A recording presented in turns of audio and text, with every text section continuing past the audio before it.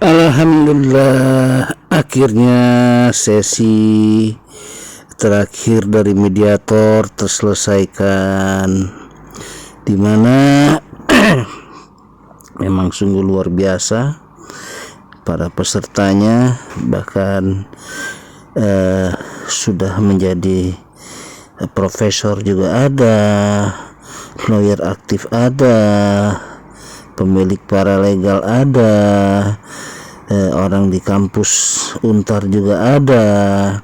Bahkan ini adalah Zoom yang juga dipantau oleh daripada orang-orang Mahkamah Agung, dimana mudah-mudahan inilah kita semua orang-orang yang dipersiapkan menjadi mediator untuk segala persoalan-persoalan sebelum hukum diberlakukan di persidangan. Dan ini memang sudah diatur di dalam Perma itu adalah peraturan Mahkamah Agung, itu dengan jelas dengan beberapa pasal-pasalnya, di mana itu ada Perma nomor 1 tahun 2016, ada yang pasal mulai dari pasal 1, pasal 14, pasal 27, pasal 30, semua mencakup daripada apa fungsi dan pentingnya mediasi yang dilakukan oleh mediator. Dan seharusnya memang berdasarkan daripada restorasi justice ya. Maaf tadi agak terseleo sedikit mungkin, atau sudah benar tadi ya. Peran peran daripada mediator ini ternyata memang dibilang gampang ya sulit, dibilang sulit ya, memang sulit itu. Karena kenapa?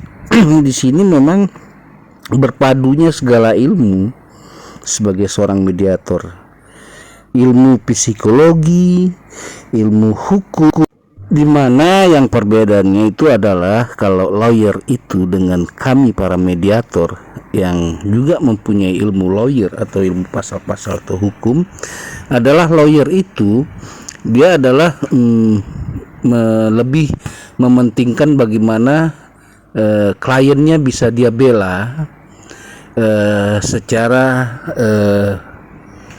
tanpa melihat sisi daripada lawannya.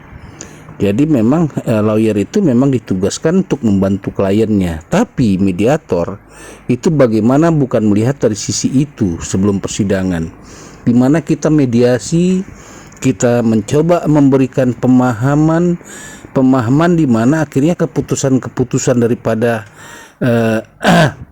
mereka lah yang sebut klien-klien ini untuk bisa memutuskan sendiri.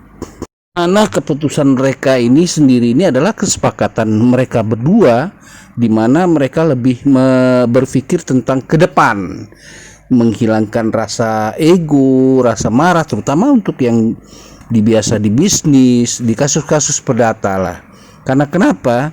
Karena kadang ke depan ini kita masih membutuhkan orang-orang yang mungkin saja pernah berlawanan hukum dengan kita. Makanya mediasi ini sangat penting sekali. Makanya timbul juga ilmu restorasi justice, dan para mediator inilah yang memediasi, memberikan satu pemahaman sehingga keputusan-keputusan mereka murni dari hati nurani mereka dan berpikir ke depan, bukan mementingkan daripada sesuatu hal saya harus menang, saya kalah. Tidak seperti itu. Inilah perbedaannya sisi keilmuan daripada mediator dengan sisi keilmuan lawyer, yang satu memikirkan lawyer ini adalah bagaimana kliennya itu dia bela dengan bagaimana meloskan lawannya, tapi kalau mediator bagaimana memberikan keadilan yang bersama-sama, keadilan dari keputusan mereka sendiri, sehingga akhirnya masih terjalin pertemanan, persahabatan, persaudaraan hingga ke depannya. Dan artinya adalah kasus yang telah terjadi ini menjadikan suatu pelajaran hidup bagi mereka berdua. Kalau dari sisi keilmuan lawyer atau PH, bagaimana mereka harus berusaha dibela oleh para lawyer. Tapi mediator dengan mediasi ini bagaimana menciptakan satu kebersamaan untuk berpikir ke depan, dan mungkin saja bisa terjadi persahabatan yang masih langgeng, persaudaraan yang masih langgeng, pertemanan yang langgeng, bahkan bisnis yang bisa dilakukan kembali bersama-sama. Seperti itulah mungkin keterangan dan daripada Abah Davi pengamat ini dari sisi dunia mediasi atau mediator, yaitu pelaku yang mendamaikannya. Intinya adalah kita berada dari posisi restoratif justice-nya. Sekian sekali lagi Abah Davi sampaikan di akhir tayangan video ini. Sampai berjumpa di video Abah Davi berikutnya yang boleh dikatakan juga insya Allah menjadi mediator yang bersertifikat juga saya ini, yang saya lebih suka disebut pengamat, mediator pengamat lah istilahnya kalau sekarang ini. Bagi yang belum subscribe atau follow di TikTok, silakan di follow. Suka dengan daripada edukasi-edukasi yang sekarang dilakukan ini, mudah-mudahan kita bisa bertemu dalam satu peran yang Abah Davi sebagai mediator bagi yang punya permasalahan. Bye-bye semuanya.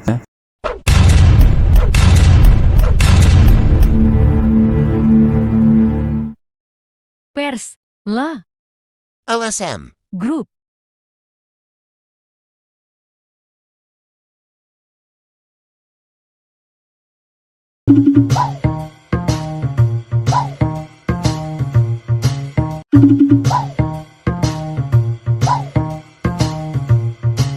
Terima kasih sudah menonton.